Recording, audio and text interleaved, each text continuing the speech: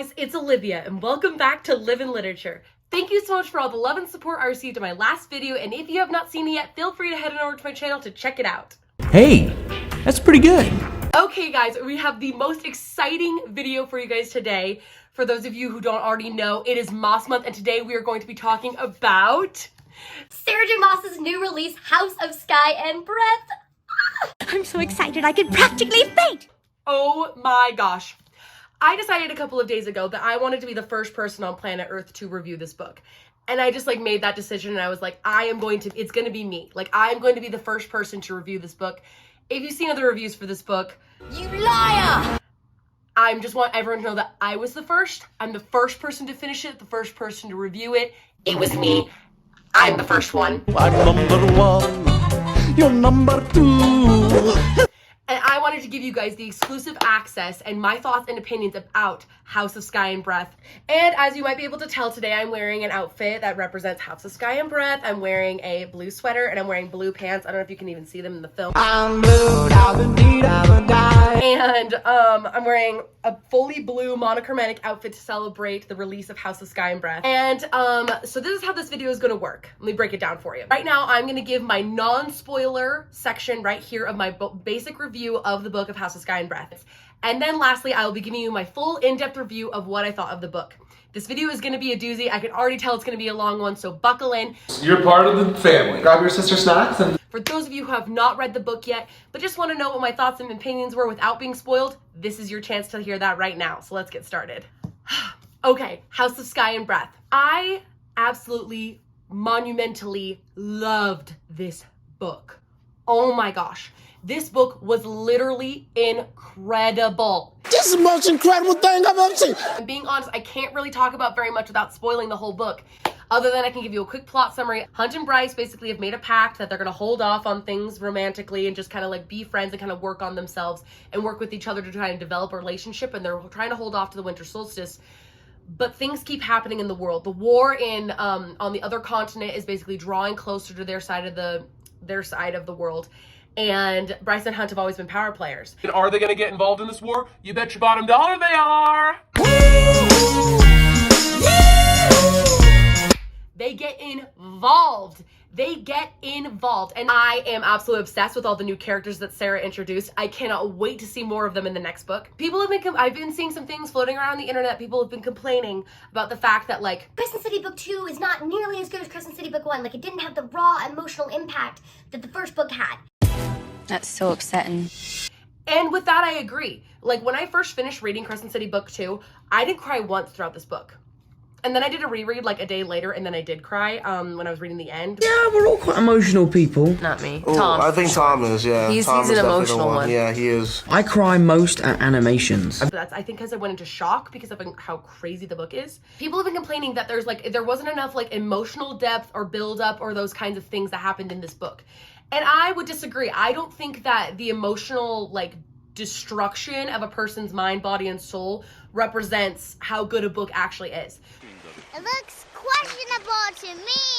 Don't get me wrong. I think that Crescent City Book 1 is 1,000,000% a 5-star read. It's absolutely incredible. It's one of the best books that I've ever read. But Crescent City Book 2, I have to give it the same credit because of how well written it is, the world building, and most importantly, the plot twists. The plot twists in this book. Astronomical. And I'm just going to insert some photos from my reading vlog so you can kind of see my reaction from when I was getting surprised at every single corner. I'll just insert those now. Give me a sign. Hit me, baby, one more time. So yeah, I was shook at every turn with this book. Every single turn had me by the throat. Every single chapter, there was something new. Every single time when I thought that I had it all figured out, I was completely baffled and surprised, and I didn't. Every single time, I was just she had me by the literal throat. It was plot twist the house with this book. You lied to me. No, you lied to me first. So with people out there saying that the emotional impact of book 1 wasn't as strong as it was in book 2, I agree, but I don't think that makes book 2 any less of a good book. If anything, I think that this book is strong in way different aspects than book 1 ever could be. And for that, I think it's an incredible read. And full disclosure, the ending of Crescent City Book 2.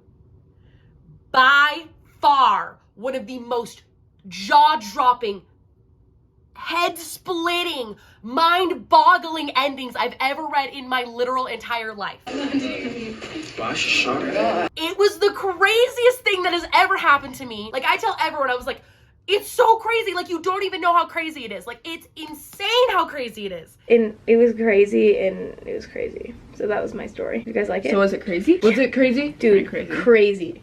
And so I feel like no one is understanding, like, literally how crazy the ending of this book is. I am shooketh. So if you have not read Crescent City Book 1 or Book 2, you better freaking get on it. If you are a fan of Sarah J. Maas in any respect, and even if you're not a fan of Sarah J. Maas, what the frick you doing? Become a fan of Sarah J. Maas. Read all of her books. Just when I thought I was out, they pull me back in. Like, I can't even describe the amount of, like, awe at that ending that I felt. Like, and maybe this is just me. Like, maybe I'm just, like, overhyping, like, the things that I think are the coolest things ever. But if I'm being honest, like, I feel like there's no reaction, like, strong enough to explain the type of, like, type of mind frickery that I experienced when I finished reading this book. Oh, thank you. Next.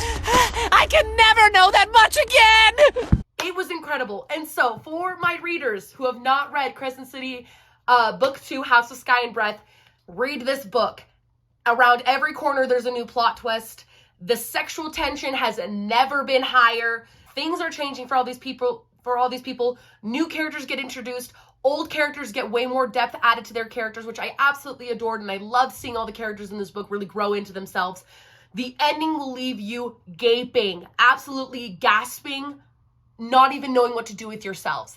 And so for those of you who haven't read it, I 1,000,000% say that you should read it. This is the end of my spoiler-free section, so let's get into the real juicy stuff. Let's get this party started! Bing, bing, bing. Here we go. Here we're back. We're back to talk about House of Sky and Breath. By the way, let's just address the elephant in the room.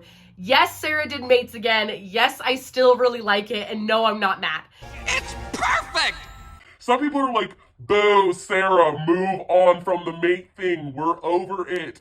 Who keeps saying that? And if I'm being honest, like, I love it. I love it. I know it's cheesy. I know that people are tired of seeing it from her. But I love it. I just think it's so stinking cute. Like, I think it's cool that, like, all of her protagonists and, like, their partners, like, are mates. I like that there's a stronger term for, like, their lover, boyfriend, girlfriend, husband, wife, whatever. Like, I just like that mate is the term that they've chosen. And Hunt and Bryce even talk about that in the book, where she's just like, she's like, I wish there was a stronger word to describe what we are. And they were like, well, there's the Fae word, which is mate. And I just think it's really beautiful and, like, honestly, very charming and romantic. I'm a hopeless romantic. I don't care that Sarah keeps bringing it up, and I don't care that she keeps using it. I think it's really stinking cute, and I don't care if every book that she writes there, like, there's some form of mates going on in there. I think it's great, and I'm here for it. Next, Night and Day, which is Rune and Lydia.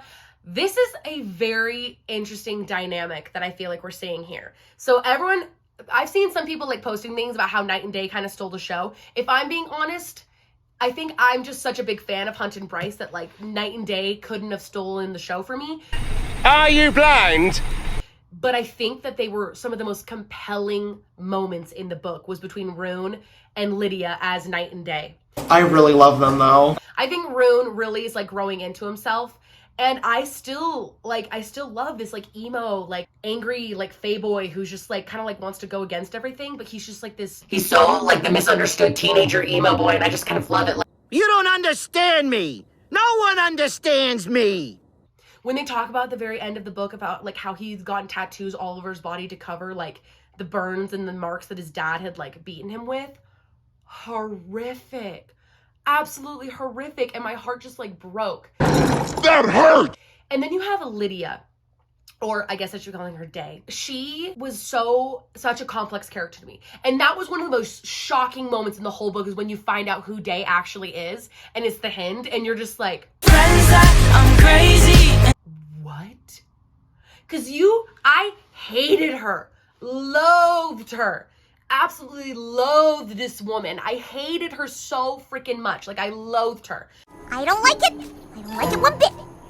Because I was literally like, she is so evil. She's so evil, and she killed Sophie, And then she's just like holding this like tiny little bit of bait over the over Rune and Hunt and Bryce and Therian and Cormac when they're all stuck in the water at that one moment when they blew up that base.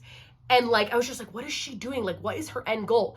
And then you find out that she is like on their side, and so then you're just like, oh my gosh, it all makes sense. And then oh my gosh, the saddest part was when you find out that like Pollux is her lover, and he's always just like pulling on her and demanding her, and No, I just think I'm gonna barf. she's just like trying to keep up this facade even though she's so disgusted by this man because she knows that she needs to help them win the war. And I just like felt for her. Like in the moment, I remember at the very end when Rune is like locked up and he finds out that it's the Hind, and he's just like, no. Like instantly I was like, yeah, no.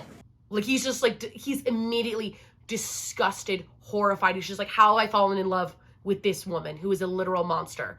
And honestly, all I could think was like, that's not her fault. Like she's just she's a tortured person. Like she's clearly been through so much to keep up this facade, and she's created this like persona. And honestly, I don't know why. One of like the sweetest details for me is when you find out that she's like changed her voice. So like when she's with Rune, her voice is like light and airy and it's soft. And then when she's with everyone else, it's like this deep, more husky, like general commanding type voice.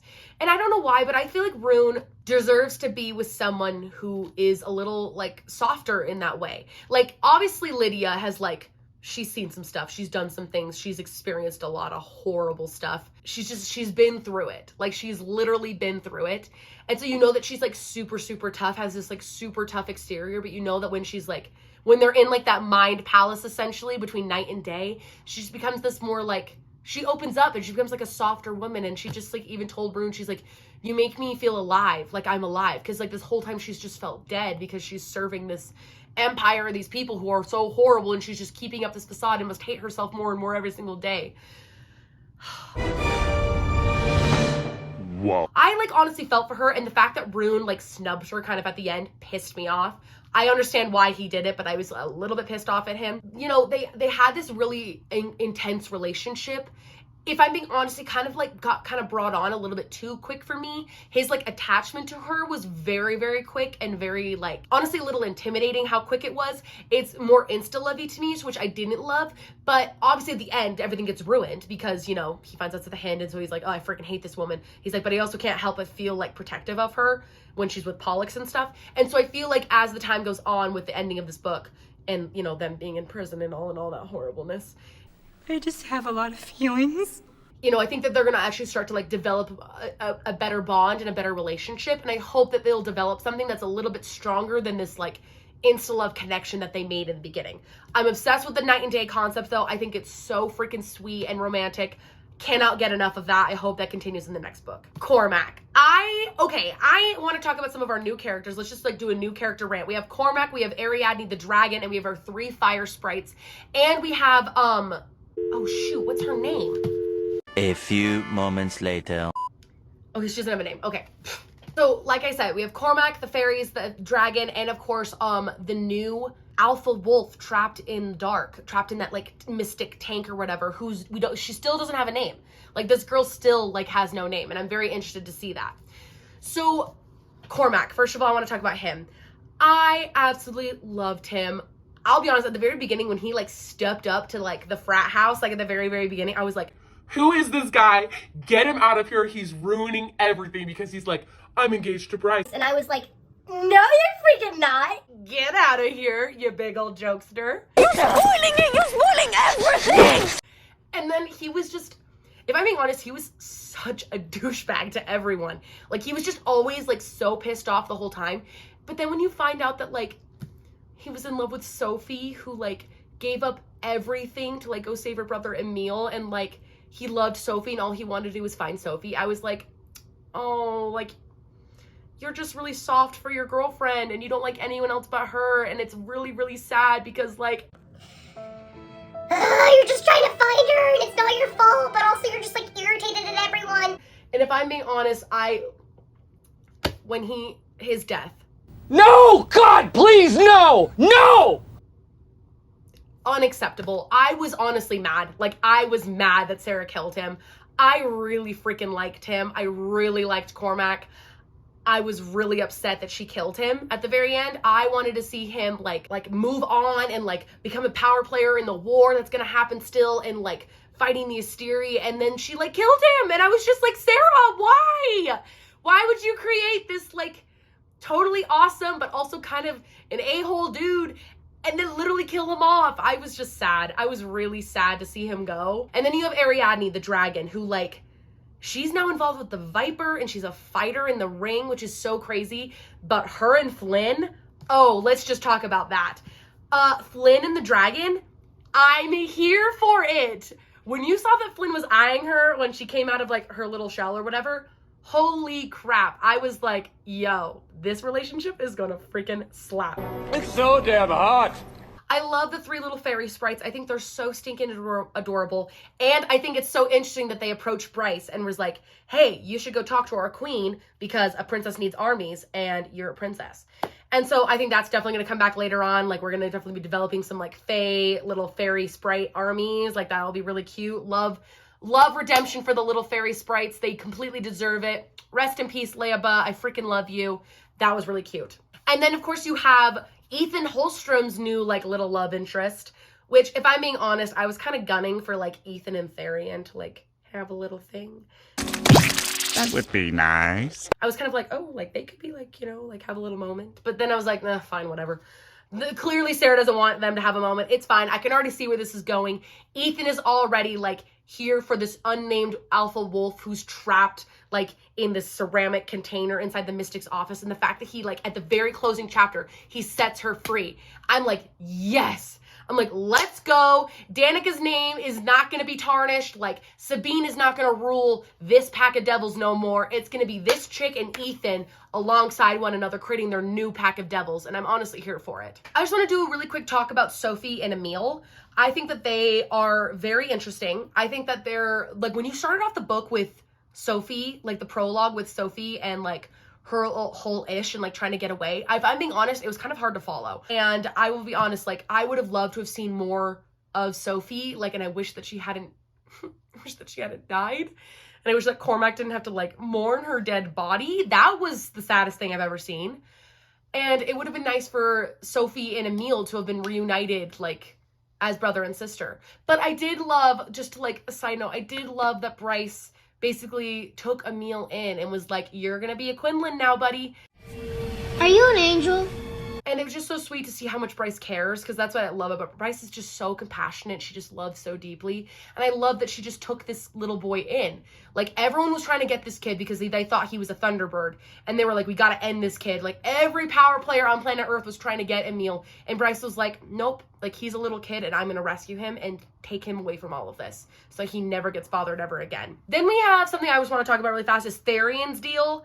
Therian, throughout this entire book, I'll be honest, at the very beginning, I was a little like sussy sus worried about him, because I was like, is he gonna turn on everybody and like give everyone over to like his like river queen or whatever, because she sounds like a hot mess. That's suspicious.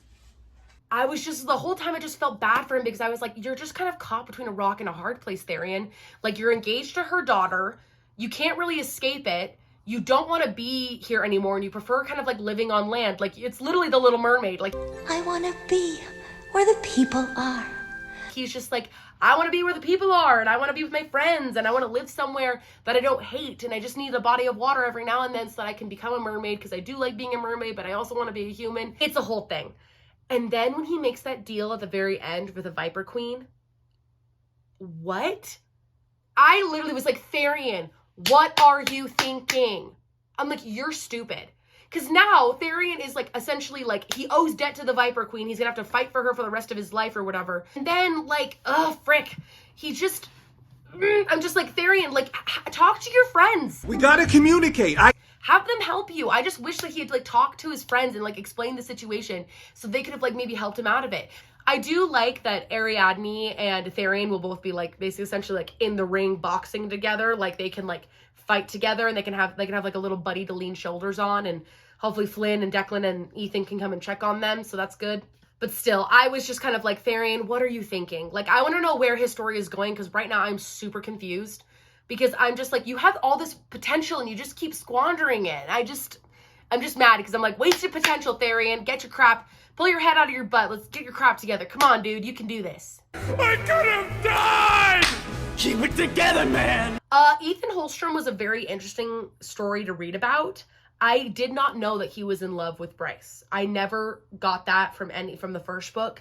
And I honestly, I did feel bad for him. I was, if I'm being honest, whenever Ethan's chapters came up, I was kind of like, meh, because I'm like, okay, Ethan. But I will say his most compelling storyline was how he, like, joined up with Rune and his gang. Like, Rune and Flynn and Declan, like, kind of took the pup in, and they always like, hey, pup, like, join the crew. Join our little, like, gang of boys who are just, like, stupid teenagers, and, like, we can just, like, joke and laugh and, like, be friends with each other and support each other, but, like, work together and, like, fight people. And it was just, like, so sweet and tender to see them, like, take him in. And he felt like he had a pack again. He felt like he wasn't just a lone wolf anymore, and he could, like, be friends with people. And it just was, like, it honestly warmed my heart.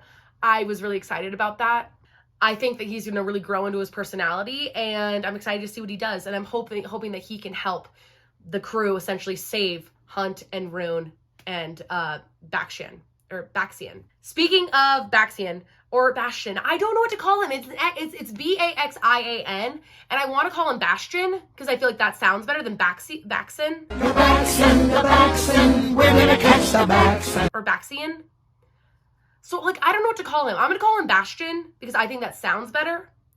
But anyways, there's Bastion and Danica. Danica had a mate and it was Bastion. And I'm just like, what? That was such a shocking plot twist. I literally was not expecting that out of anywhere. When you find out that they were mates and, like, he misses Danica and his mate. I'm just like, oh, my heart. It hurts. Oh, it was like, it hurts so bad.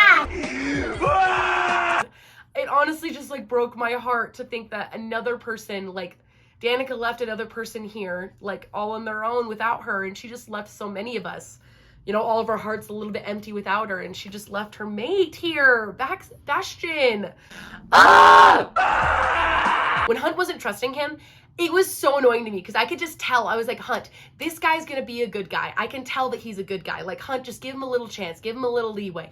And every time, just like, Bastion just keeps proving himself, and he's just like, no, I'm here to help. And Hunt's like, nah-uh. And Bastion's like, look, I'm here to help. And Hunt's like, nah-uh. And he's like, I was Danica's mate. And Hunt's like, nah-uh. Nuh-uh. Yeah-huh. Yeah-huh. Nuh-uh. Yeah-huh. And so, like, finally at the very end, when he, like, essentially comes to their aid and, like, tries to, like, freaking beat up Pollux while they're all, like, stuck in the prison and Bryce is escaping down the portal, like, whoa. And it then all just goes to literal garbage crap, and then they're gonna all be stuck in prison together. I just know that, like, Bastion is gonna have, like, his moments in the next book. The spicy scenes. So, like I mentioned before, people were saying that this book didn't have enough, like, build up before we got into things. If I'm being honest, we had so much buildup in that first book that I was like, let's freaking do this thing in book 2. I was like, let's go. Hunt and Bryce finally having their moment. Let's freaking go. Woo, woo, woo. Who let the dogs out? I was here for it. I was ready for them. I was just like, yes, yes, yes. And this is what I love about this book, is because I feel like Sarah so tastefully can, like, put a story together, like a very interesting and impactful story, but create a gorgeous romance throughout it. And if I'm being honest, I thought she spaced things out really well. Now, when you talk about Silver Flames, like A Court of Silver Flames, for me, that book was just like, it was all spice and good times. When did this become a whorehouse?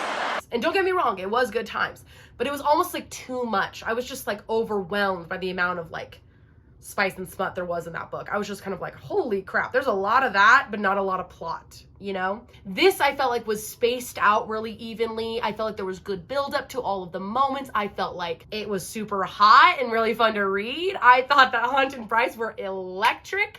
I thought that it was gorgeous. I thought that they had some great moments. Hunt and Bryce have such a unique connection. And I've talked about this before where, like, I just think Hunt and Bryce have, like, the romantic connection that, like, anyone would kill for.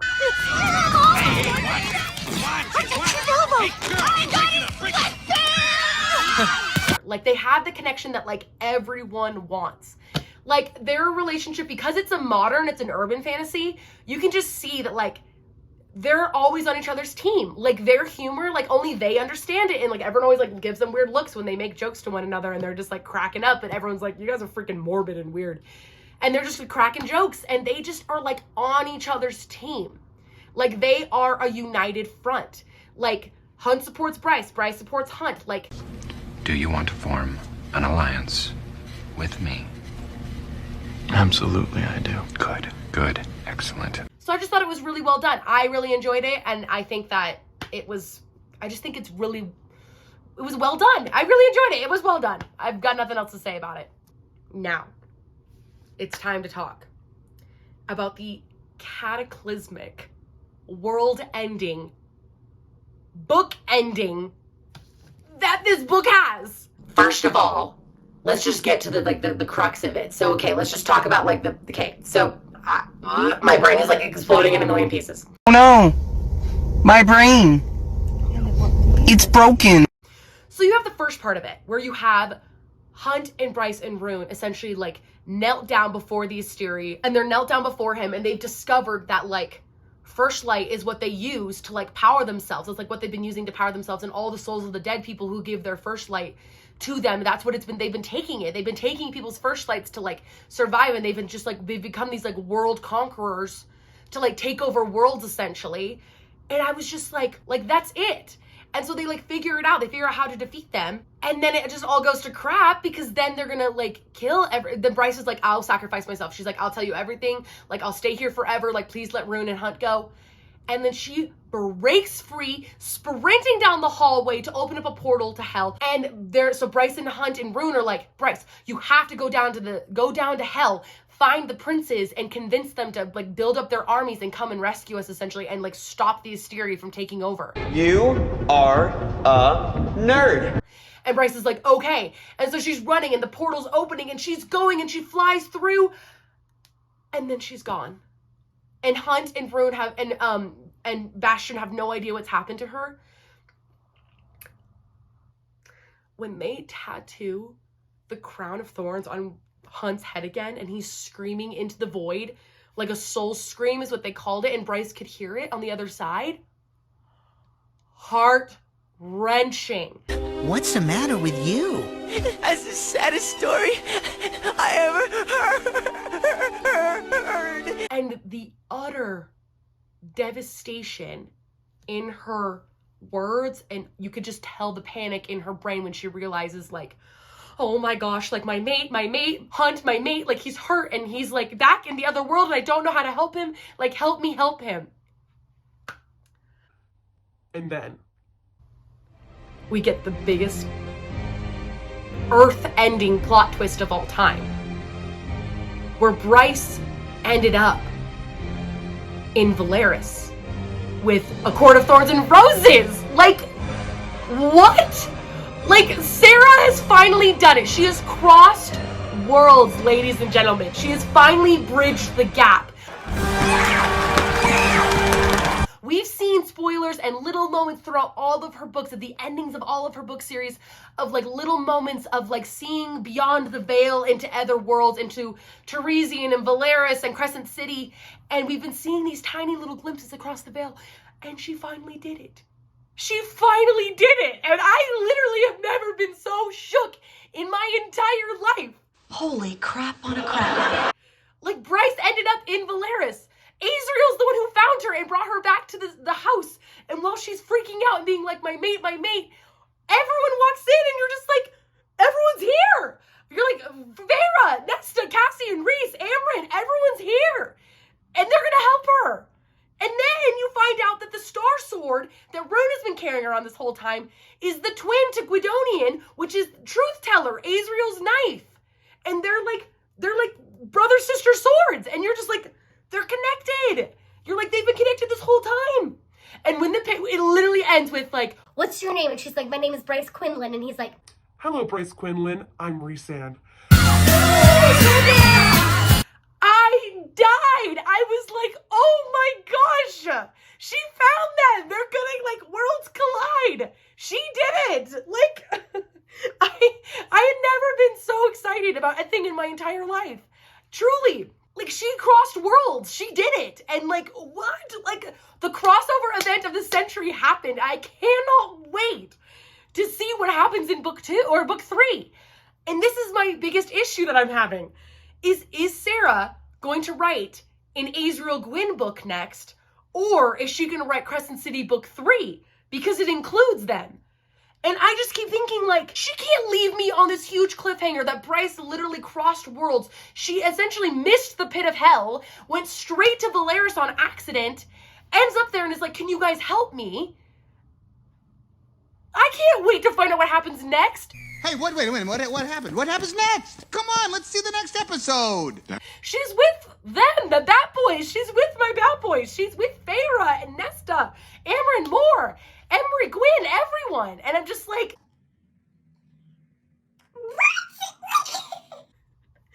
what? She crossed over. She did it.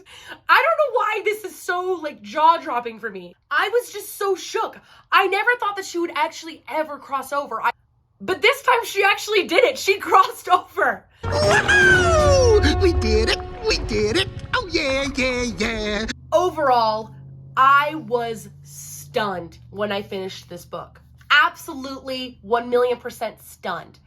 I think that this is one of the craziest, earth-shattering, most bendiest, craziest plots and twists and turns books I've ever read in my entire life. I've never been through a book where it just took me on a gigantic roller coaster and left me literally like dizzy by the end, where I was just shaking and gasping. Like, it's crazy what she did. It's crazy what she can do. And what's gonna happen next, I don't know. Seriously, look at the guys, like, with the plot twists, the tension, the buildup, the sex, the emotions, the characters, the new ones, the old ones, the character development, the ending. This book is incredible. 1,000,000%. This book gets 5 million stars out of 10. 5 million stars. Like, this book was so freaking good. I cannot overhype it enough. And maybe you already think I did, but I'm sorry, because this is the coolest thing that I have ever read and ever been. I feel honored to even have been a part of the reading of this book. To even have just, like, glimpsed through the veil and seen what Sarah, like, had concocted in her brain. This book was so good. It completely rocked my world. You've got to read it if you haven't yet. And even if you already have and you've read it and this is why you're watching this video, congratulations. We're part of the greatest genre and fandom on planet Earth. Obama. And so thank you so much for watching this video with me today, and I hope that you enjoyed this video. And if you did, do not forget to leave a like, comment, and subscribe to the Live in Literature YouTube channel. Thank you so much for watching this video and for watching this review. Yeah, if you made it to the end of this review, the biggest thank you to you for watching it, because seriously, it was a doozy to edit. It was one of the longest videos that I've ever filmed. It was 50 minutes of footage of just my review, not even including my vlog footage. And I just wanted to know, if you made it to the end of the video, surprise, you get a little sneak peek, and I'm going to let you know right now that, so surprise for all of you, I do have a reading vlog video coming up tomorrow. I am uploading the entire vlog footage that I edited, and so you guys get kind of a bonus video. You're going to get this review video, and you'll get the reading vlog footage in a separate video. It was going to be all in the same video, but then I realized that video was going to be like 2 hours long, so I'm not going to do that to you. But seriously, again, biggest thanks for watching this video. I'm really proud of this one, and I hope that you enjoyed it, and I hope that you will read House of Sky and Breath. Please post your thoughts and your feelings about House of Sky and Breath, or if you just want to read it now after watching my spoiler-free review, or the fully spoiler review if you just don't really care. Whatever it is, leave your comments down below for how you're feeling about the third book and the next ones that's coming, how you feel about Sarah J. Maas in general. I cannot even believe that I got to, like, partake in reading this book. It's the best thing that's ever happened to me. Thank you so much for watching this video, and I hope to see you in the next one. I'll talk to you guys later. Bye!